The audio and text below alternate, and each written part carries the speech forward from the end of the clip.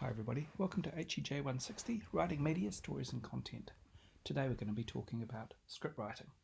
So we're going to talk about what a script is and what it does. We're going to talk about characters, about exposition, about beginnings, and about dialogue.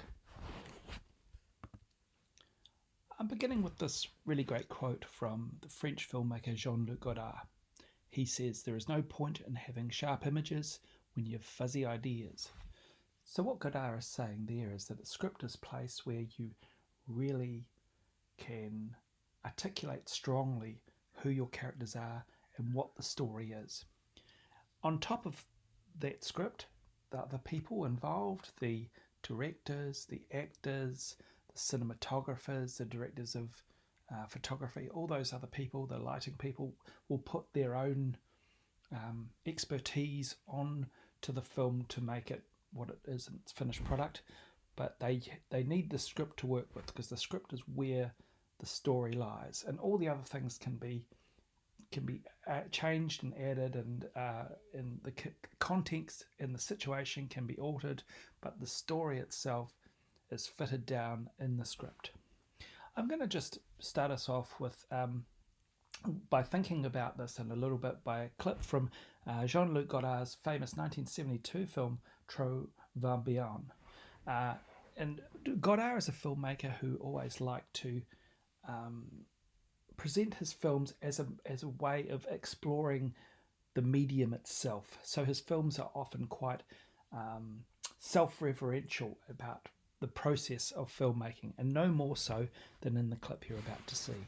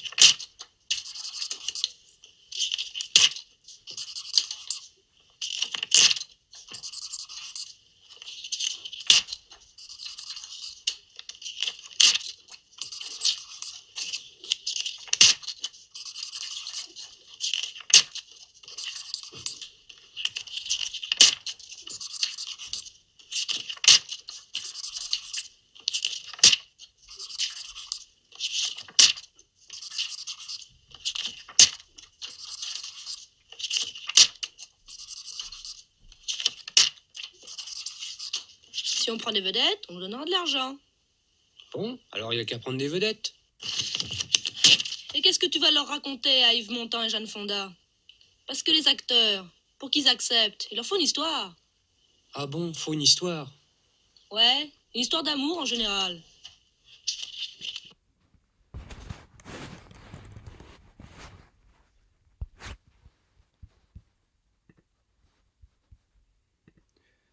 You might be looking at that and thinking, what was all that about? That doesn't look like an ordinary film that I would see. But what Godard is doing, and of course Godard is a very political filmmaker, and he has a strong Marxist element to his filmmaking, and what he was doing there was conveying that the film itself is actually you can see it in a capitalist sense. It's all these elements that cost money, that you put together and you make your film, and some things cost more money than others, but they all cost money. So that's where the check writing element comes into it. But what he is doing here is actually conveying all the different parts of the film as well. So the actors cost money, the cinematographer costs money, the sets and the settings cost money, and that sort of thing. But if you would see that on a script, that's really, really interesting, because it sets up the idea of the story being constructed, so you can move on from there. You know that this is a constructed story, and you can move on. And although Godard is an avant-garde filmmaker, and certainly not working in the Hollywood style, the normal films that we're used to seeing, he is actually very useful in the process of studying film in all its capacity, whether that be cinematography or editing and all those sort of things, but especially in script writing, because he likes to pull it apart so much, and he likes to investigate it and play with it and play with things like what dialogue means and what exposition means and all those sort of things. So I know he can be quite a difficult person to watch. They're quite hard films. They're not pleasurable films in lots of ways, but I would really recommend some of his works, and we can talk about those in seminars if you wish. So let's think about what a script is for a start. A script is a written version of the visual product. So it can be for a film, it can be for a short film or a television show or a series or a play, or even documentaries are scripted. So documentary narrations are scripted, but also other elements of documentary. And if you're a fan of documentary, you'll know that, especially in the last few decades, there's been a considerable genre mix-up between fiction films and documentary films. So even fiction documentary films that are based in non-fiction will use elements such as reenactments or subjective voices or all these other things that are taken from scripted fiction genres and are used in documentary. So just because something is a documentary doesn't mean it doesn't have a script. The script can be described as a backbone or a blueprint of the final piece. So as I mentioned before, it provides the story, the real solid edges of what can be built on. It's a very distinct craft, and it requires writing that will never be read. It requires writing that is there to paint a visual picture. So you don't need to be a brilliant describer of words. You don't have to be a wordsmith like you do if you are a novelist or something like this. You need to be able to write in an instructive way, like you're writing a manual or something. What you're writing is going to be used by other people rather than be read by a big audience. It has have an audience, obviously, but it's a very specialized audience. So how would you develop your idea? The idea is often the hardest part in making a film. So sometimes it might help to break it down to what film or television show or what you want to do. So you can think about it in terms of the form. As I mentioned before, it can be a TV series or a play. And I'm not really talking so much about stage plays in this lecture because we primarily work in screen, and I think plays are a slightly different genre with different needs. So I'm more talking about things like feature film and short film and television. So you think about firstly what type of form you are working for, because that will inform the way you write, and then you can think about genre. So you can think about horror or comedy or film noir or western or science fiction, and it really helps if you want to be engaged with making film to know a lot about film and watch a lot of film, because that's where so much knowledge comes, and of course genre can always be played with and messed around with. So film noir science fiction films like Blade Runner, or western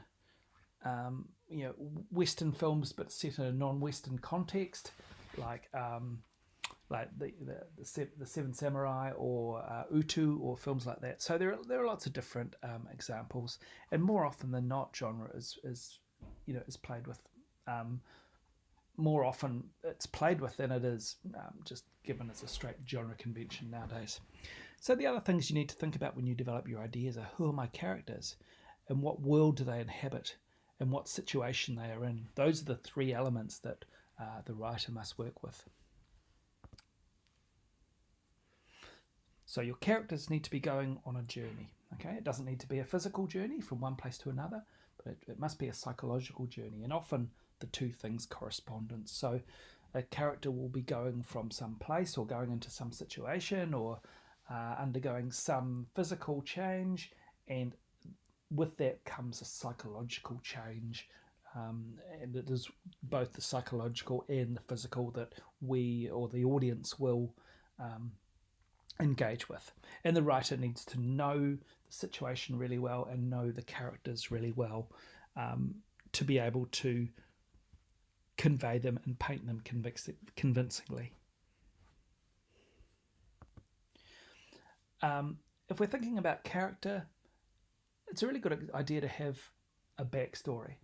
And I've been involved in a few workshops and a few different projects where I've helped write a backstory for a character. So a backstory is basically a biography of your character, and often it doesn't get shown on screen at all. What it's there for is to work out who the character is and why they do what they do. So a character might arrive at the screen fully formed as a as a 22-year-old woman who is just about to start her a big job in a big city and all these sort of things, and will go through some sort of situation. But the way that she reacts to the things that are put in front of her, the obstacles or challenges or whatever, um, the way that she reacts to them will be a product of her psychological makeup. And to work out how that psychological makeup has been formed, you need to create a backstory. So you can go right back to her childhood and see, and you can create as the writer who this person is. Well, what sort of family did they have? What sort of friends did they have? What sort of school did they have? What brought them to where they are now? Because that informs who they are, and all that backstory may never be seen on screen. It may never be part of the film or whatever you're making at all, but it's there to form your characters. It's very difficult to just start from blank page and write a character and put them in a situation and make them do things and have things happen to them, and to do that convincingly without really knowing who they are. And you want to know who they are before you even start to put them in the situation. I've got the example here of Jack Torrance from The Shining, from Stanley Kubrick's film, Stephen King's book, and of course a very complex and troubled character. And although in the film we do get glimpses of his backstory, there is a strong sense that his backstory is far more developed and complex than what we are seeing on screen, but we are seeing a really interesting character on screen. So, partly we want the audience to bring their own interpretation to it, but we want that interpretation to be guided by the backstory that we create. So what does the script look like? Scripts are very formulaic pieces of writing. The convention is that they're sent to justified 12-point Courier font on an A4 page. And although that may seem, a slightly prescriptive and perhaps reductive way of looking at things, what is the font and that sort of thing, it's really interesting, the relationship between things like fonts and page settings and page setups to how you write. And you may always write your essays in Times New Roman. So when you start your blank page and Times New Roman characters come out, you might think more of an essay in an essay style. And certainly I've found that if I want to write something in a script, I always set up my my page with Courier in the right point size and all that sort of thing. And it makes me basically think more in a script. So don't discount that at all. And certainly if you're pitching your script to a production house or to Screen Tasmania or someone like that, they will be far more conducive to looking at it if it's set out right. They probably won't even look at it if it's not set out in the particular way that they want to. A really good rule of thumb is that idea of 1 page of script equals 1 page of screen time. So that, again, that doesn't mean that you have to fill it up with dialogue. You don't need to fill it up with action. It could be just characters looking around a room, or characters driving in a car in silence. You need to describe what is going on and the motivation within the characters and how they might move, because no one actually sits there absolutely still for 1 minute. They will sit there and their eyes might go quickly from various characters in a room or in a car, or they might just be asleep, or you need to describe, or they might be talking to themselves or something like this. But you need to fill up that space with screen direction, so the director and the actors know what is going on, but it doesn't need to be cluttered with too much action if that's not what the story demands. So our beginnings are vital, and I think most screenwriters will agree that beginnings can be the hardest. Endings can be very, very difficult too. We're not touching on endings so much today. Let's think about beginnings. So if we think about a film as a journey, it needs to start somewhere. If we think of characters coming in, they might be fully formed, but they need to start at a moment in the film, and the moment in time, and that's where our beginning is. So there are two things that the writer can focus on here. They can focus on a situation, so you could start with a war scene, and that immediately brings your characters into a particular situation. Or you could start with something like a very loud stock market, with all the stockbrokers yelling at each other, and prices going down or whatever, and that immediately situates the setting of the film, and then you have the characters put in there. Conversely, you can begin the film with the character and start the character in a particular situation, and then we are to focus on the character. And of course, think about the other things we've talked about here, like genre, and genre conventions, and we can, from if we have it in a particular genre, we can think about things like music and the way the camera moves, and that sort of thing. But think about either character or situation. And I have a really interesting example here. This is from the wonderful film by the Coen brothers called The Big Lebowski, where Jeff Bridges plays Jeff Lebowski. If you're not familiar with this film, I really recommend it because it's a very entertaining and engaging story. And we're just going to watch the opening clip, and then we will discuss this.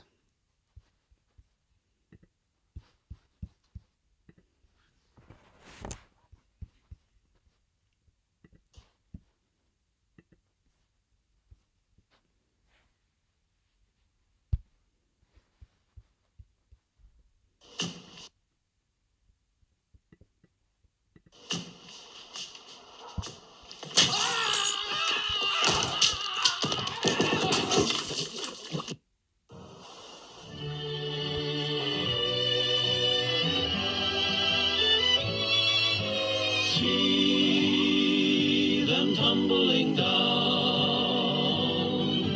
pledging their love to the ground. Way out west, there was this fella I want to tell you about. A fella by the name of Jeff Lebowski. At least that was the handle his loving parents gave him. But he never had much use for it himself. This Lebowski, he called himself the Dude. Now, Dude, that's a name no one would self-apply where I come from. But then there was a lot about the Dude that didn't make a whole lot of sense to me. And a lot about where he lived, likewise. But then again, maybe that's why I found the place so darn interesting.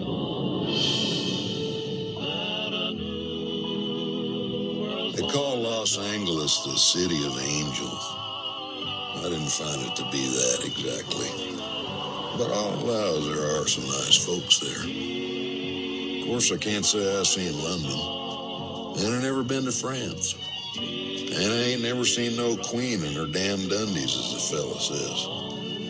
But I'll tell you what, after seeing Los Angeles, and this here story I'm about to unfold, well, I guess I've seen something every bit as stupefying as you'd see in any of those other places. And in English, too. So I can die with a smile on my face without feeling like the good Lord gypped me. Now, this here story I'm about to unfold took place back in the early 90s. Just about the time of our conflict with Saddam and the Iraqis. I only mention it because sometimes there's a man, I won't say a hero, because what's a hero? But sometimes there's a man, and I'm talking about the Dude here. Sometimes there's a man, he's the man for his time and place. He fits right in there. And that's the Dude in Los Angeles. And even if he's a lazy man, and the Dude was most certainly that, quite possibly the laziest in Los Angeles County, which would place him high in the running for laziest worldwide. But sometimes there's a man. Sometimes there's a man. Wow. Lost my train of thought here. But, hell. I done introduced him enough. With them all for collective action. This will not stand. This will not stand, this aggression against Kuwait. Here on the range I belong, the tumbling tumbleweed.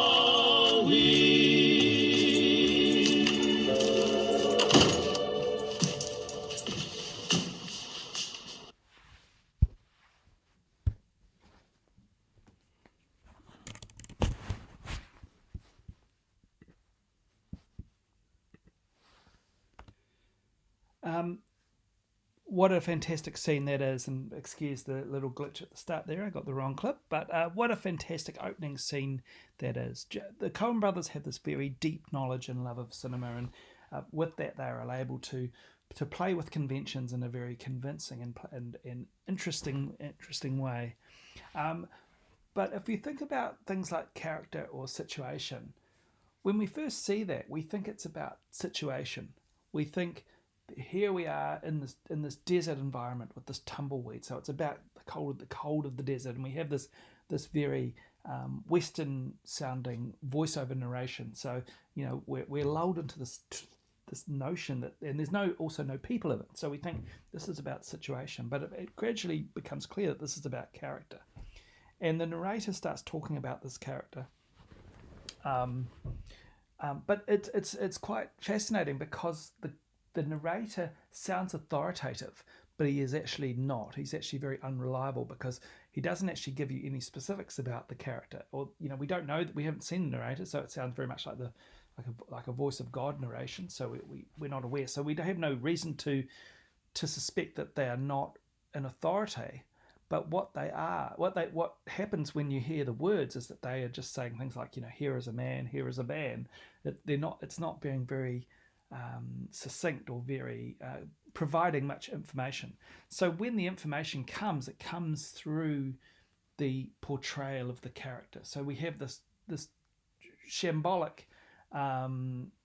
figure walking through the supermarket late at night in his pajamas and his dressing gown. And writing a check out for $1.69 for a bottle of half and half, which I think is just a amazing little motif, and of course tells you significantly a lot about what sort of person the dude is. The fact that he is writing this check out for $1.69, so he's both quite impoverished, but he's also not saving his money for the electricity bill. He's buying half and half to make White Russians with. So in that very little space of time, only 2 minutes or so, 3 minutes, you get all this information, but it's also treated, it's not obvious information. It's information that is carefully crafted to portray this character and portray this setting in this strange liminal space of Los Angeles, somewhere between modernity and the contemporary age and the past, with the voiceover and all that sort of thing. And then, of course, in the last couple of seconds of that clip, you see the figure in the background in his apartment, which immediately sets up that something is about to happen, that the journey is about to begin for the character. So this is a wonderful example of writing and of directing and of characterization. Very, very strong. Exposition. I'm going to talk about exposition now. Exposition are those parts of the script that provide background to the story, and is often the most problematic and difficult thing for the writer to convey, because you want to do that in such a way as to not be too obvious about it. It's very, it's not great to have just two characters say things like, oh, why are you doing that? And one character saying, oh, well, I went to a horrible boarding school and I didn't like it, and I had my awful teenage years, so therefore that's my motivation for what I'm doing now. I mean, people don't really talk like that, or if they do, they don't really talk like that in scripts. If you want to convey the information about characters and about story and about setting in lots of subtle ways, and there are certain tricks that script writers can do. You can use voiceover and memory and all those sort of things. Memory, of course, is really interesting. Flashback memory is great because it's also subjective. So, if you have a character who's saying something or remembering something, it is their memory. It's not an objective truth. So that can both tell you a little bit about, that can be exposition about the story, but it can also be a little bit of background into the person who's telling the story as well. So all these little tricks are really, there's lots of things that scriptwriters can do to convey both story and character that are quite subtle and quite interesting, but can be difficult. And of course, you must draft and redraft and have have people look at it, your script, and to see if it works. And sometimes you don't even know if a script works until actors are acting it, or a director is directing actors to act it. But exposition is a very tricky part of it. I will recommend a film. I didn't put a clip on because it's not to everyone's taste, but the film It Follows, it's a horror film from a few years ago, has very deftly written, very well written exposition scenes. It's a film not for not that might some people might not like. So I will put a bit of a caveat on it. Don't watch it if you don't like scary films or a few films like that. But it is a really good exposition scene, and there's quite a bit written about it too. So you can do your own research into that. The example I've got for exposition here is a clip from the film Holy Smoke by Jane Campion, which is she's a New Zealand director, but it's an Australian-made film. And in this, we have quite a significant part of the exposition is told through that subjective memory of one of the characters. And we'll just have a look at it and have a bit of a discussion.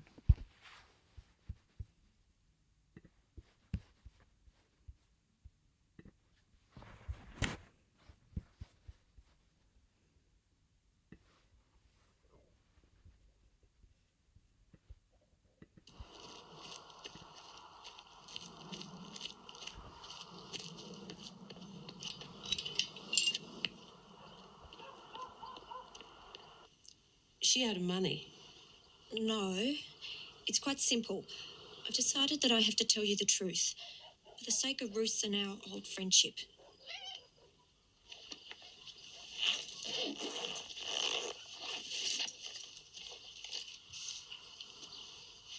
Oh, what's that taken on? That's very exotic. It's on my Olympus. Oh, yeah, that's interesting. Mine's a Minolta. Is yours an auto flash job? What am I looking at here? Prue? Who are these people in the photo? Ruth. That's Ruth. Oh my God, I didn't realise. Gilbert, it's Ruth. Oh, yeah, I can see that now. She's wearing a national costume. I'd never recognised her. I know. There's something wrong. Tell me. I want to know. We were just like everyone else travelling in India. We wanted to visit a live guru. We weren't serious about it. She thought it would be a good laugh. But oh, it was so scary. Some sort of freaky hypnotism happened. I think they were on drugs. She even burnt her airline ticket in front of me. That's when I asked her, is it true what they said? That Bubba might marry you? No, thank you, mate. No, thank you. No, mate, thank you. It's fine. Thank you. No, seriously, no, say no. Stop him! Ruthie, stop him! No! No, Ruthie! Stop! Ruth, no! Say no!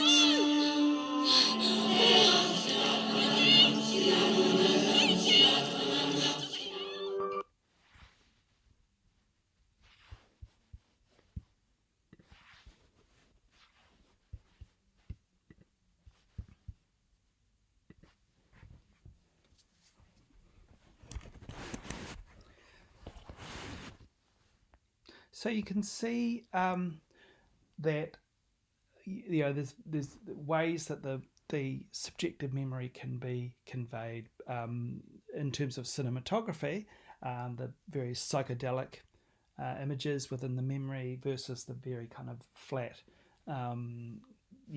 dull colours of I guess the contemporary moment where they're in the living room. So there are those sort of things. But in terms of telling us about the situation and about the setting and about the type of people the writer just does this beautiful job there.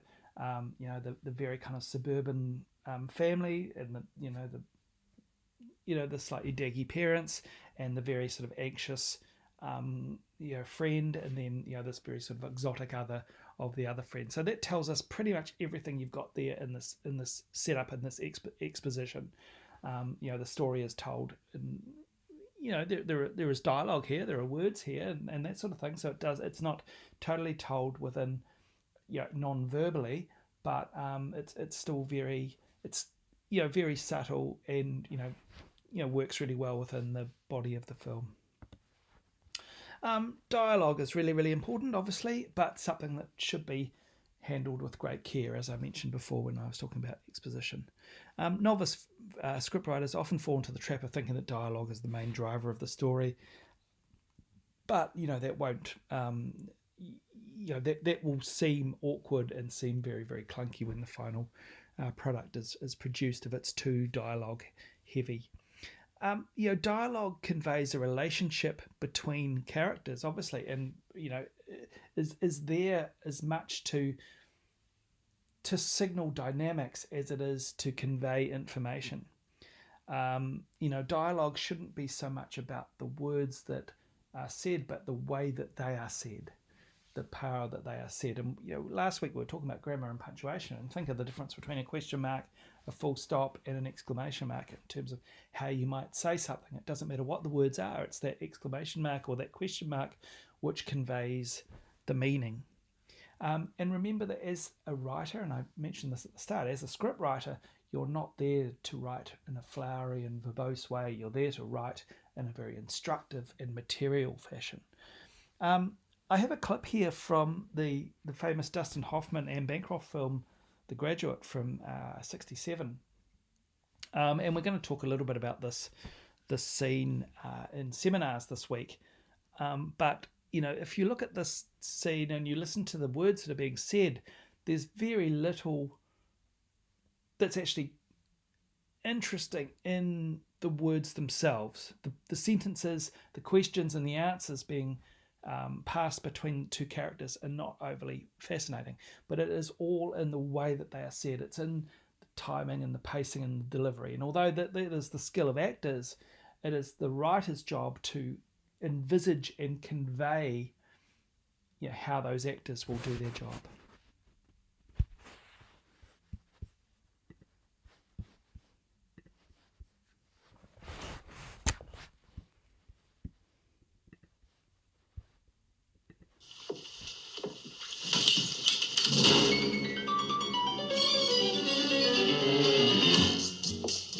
May I ask you a question? What do you think of me? What do you mean? You've known me nearly all your life. You must have formed some opinion of me. Well, I always thought that you were a very nice person. Did you know I was an alcoholic? What?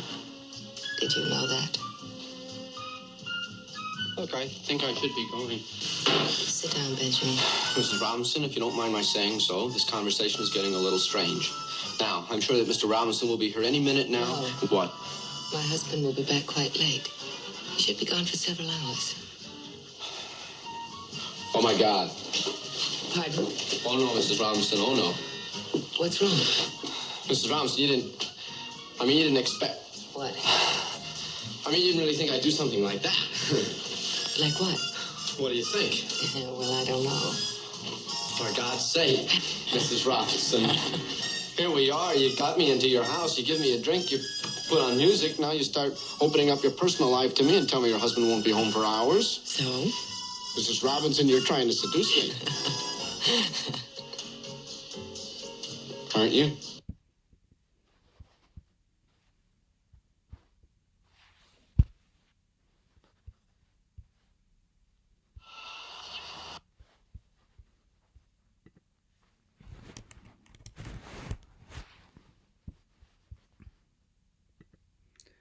Is a wonderful clip, sort of anxiety-inducing, but funny and playful. And of course, it doesn't really stand the test of time. You couldn't really make that anymore. We live in very different times to then, but there's still, we situate that within its context of the 1960s, and it was, quite wonderful and quite extraordinary. But again, the writing of that is, there is that significant moment at the end when he says you're trying to seduce me, which is quite, arresting, but the rest of it is fairly kind of mundane dialogue, but it's just all being told with that certain tension. And think of the pacing of the sentences, the gaps between the answers and the questions, the the power imbalance between the characters, all those sort of things. Script writing and all the other aspects of filmmaking are very intertwined with each other, and what really comes down to is knowing your story, knowing where the journey is going, and knowing who your characters are. We're going to end a little bit with a little short film and talk about short films, because I think that's a genre that many of you will probably start on when you go to make films, and I really hope that in the course of your degree here you will produce a short film if that's what you're interested in, and if you do the media projects units, which I imagine those of you doing in B Media will be doing, you'll have the opportunity to make a short film, which is a wonderful genre and contains all the things that we've talked about today, and has to do them with a really strong sense of economy. So to make an effective short film, you need to really think about your characters, your mood, and your story, and all those things have to be part of it, or else the short film won't have the same impact. But they need to be done very quickly. So you need to establish what sort of character you've got very, very within only a few seconds often, or maybe 30 seconds to situate your character and then situate the story and that sort of thing. You have very little time, so it's actually a genre that takes a lot of skill to do very well. It's best to base your story around a single idea or a situation, because again, you don't have time to do anything else. They can be a small act, like going to a shop or sitting on a park bench beside someone or something like this. But within that small act or that small situation, wider issues can be conveyed, or wider, people's psyches can be opened up within that. Use minimal characters but make them memorable. Things like exposition and dialogue really have to be brought down until they're almost just touches that you might, you just get flashes of within the rest of the film. And of course, things like camera direction and acting become very, very important. I've got a 2017 film here called Roadside, which is a little sort of action thriller film, or a little thriller short film. It's only about 4 minutes long, but I thought we could end with that. And maybe if we want to discuss that in seminars next week, we can. So I'll end with this film. It's a really nice little short film. I hope you enjoy it. Thank you very much.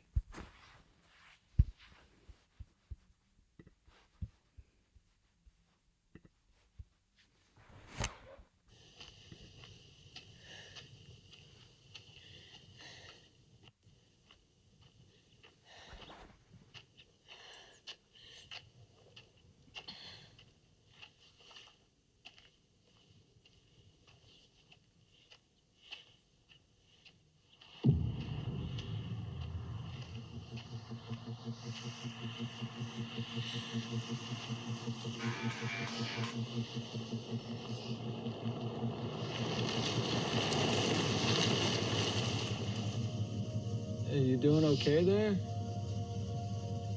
What happened? You in some kind of trouble? Yeah.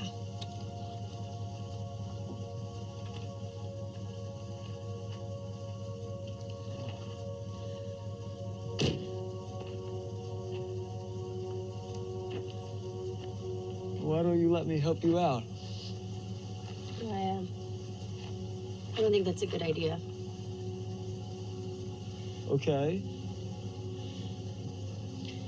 Well, I could call the police, so No. maybe they could get... No, do not do that, okay? Don't. Okay. Well, look, I mean, if you need help, I could be that. Just get in the truck. I mean, who knows? You probably even like it in there.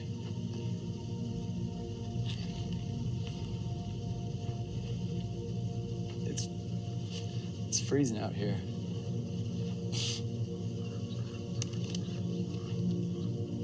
It's a lot warmer in there. Trust me. Look, what kind of guy would I be to let a pretty girl in need just walk alone down this road? I mean, I should be driving.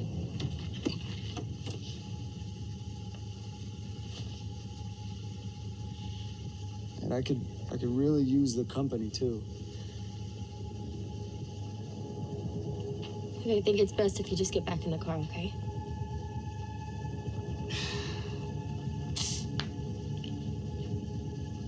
No, just get in the truck. You need a truck. Easy. Relax. Relax, relax. We're going in. It's okay. You're okay. I'm okay. We're okay. Okay.